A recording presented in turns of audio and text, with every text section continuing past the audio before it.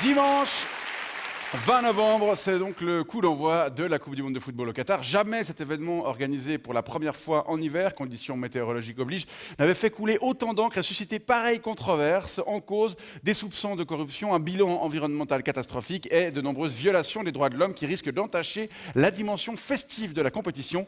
On en parle avec un membre du comité d'organisation de la Coupe du monde, Ahmed Saïf Abdelrahman Al-Fadala. Bonsoir.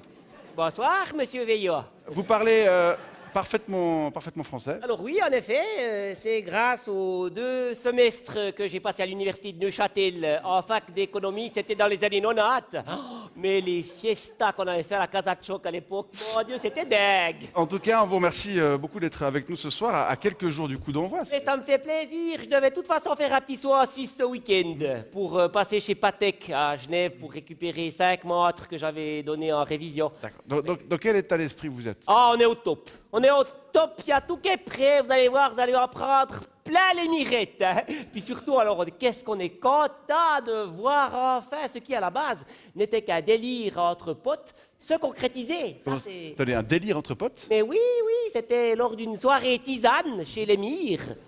Oui, c'était il y a une quinzaine d'années, comme ça. Il y a le ministre du marketing et des sports qui avait dit « les gars, si on organisait une coupe de monde de foot ?» Alors on a tous dit, non mais tu délires complet, Abdallah. Oh, on est un petit pays à peine plus grand que la Suisse romande, on compte à peine 500 000 habitants, plus un petit million d'esclaves. On pisse à l'arrêt des droits de l'homme, ça va jamais passer. Et là, il y a l'émir qui a dit, chiche.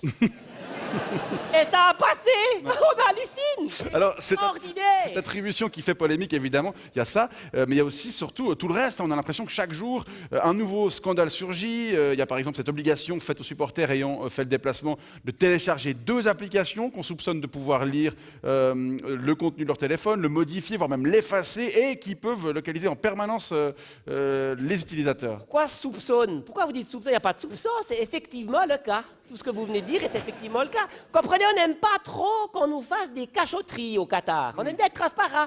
Transparent, ouais. Et puis, on veut savoir où les gens vont se balader, vous comprenez?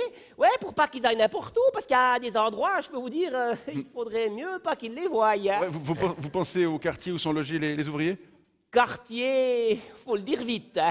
On en a vu certains dans différents reportages ces derniers temps, et en effet, c'est pas très joli à voir. Hein. Et encore, vous n'avez rien vu. Il y a bien pire. Bon, on peut aussi évoquer cette info selon laquelle les organisateurs auraient acheté des supporters influents en leur fournissant billets d'avion, tickets pour les matchs, chambres d'hôtel, etc. Et même cartes de crédit prépayées chargées. Oui, si avec tout ça, ils inondent pas leurs réseaux sociaux de commentaires positifs. Non, mais c'est un peu douteux comme pratique, non? Mais pas du tout, c'est les méthodes modernes. Mais oui, mais il y a toutes les marques qui s'achètent de la popularité en engageant des influenceurs. Pourquoi pas un pays? Avec toutes ces controverses, vous craignez pas quand même que les nombreux appels au boycott soient suivis d'effets? Alors franchement, ça serait quand même dommage entre nous. Hein? Avec tout le pognon qu'on a claqué pour construire tous ces hôtels puis tous ces stades à usage unique, et puis avec tout le pognon qu'on a claqué pour obtenir l'événement en tant que tel, ben oui, parce que c'est pas si facile de corrompre en aussi haut lieu. Hein?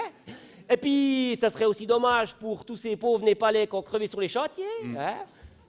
Mais non, je déconne, on en a rien à foutre de ces pauvres bougres. Quelle horreur, mais... Ah non, mais vous savez, je peux vous rassurer, pour tout vous dire, on n'est vraiment pas inquiet. Non, vous savez pourquoi? Grâce à la drogue. La drogue? Oui, la drogue. Ben oui, le faute, c'est une drogue. Ah. Ben oui, c'est une drogue. Quand vous êtes accro, vous êtes prêt à tout pour vous faire un petit shot. Ben oui. Y compris à fermer les yeux sur les pires saloperies. Oui, et là, comme il y a presque la terre entière qui est accro, eh ben, on se fait aucun souci pour le succès de cette Coupe du Monde. Hein. Vous allez en bouffer du faute. Ah, on verra ça. Pas plus soif. En tout cas, on vous remercie d'être venu jusqu'ici. C'était un plaisir. On parler Ahmed Saïf Abdelrahman Al-Fadala. Je rappelle que vous êtes membre du comité d'organisation et je vous souhaite une bonne soirée et une bonne Coupe du Monde. Vive le sport! Yes.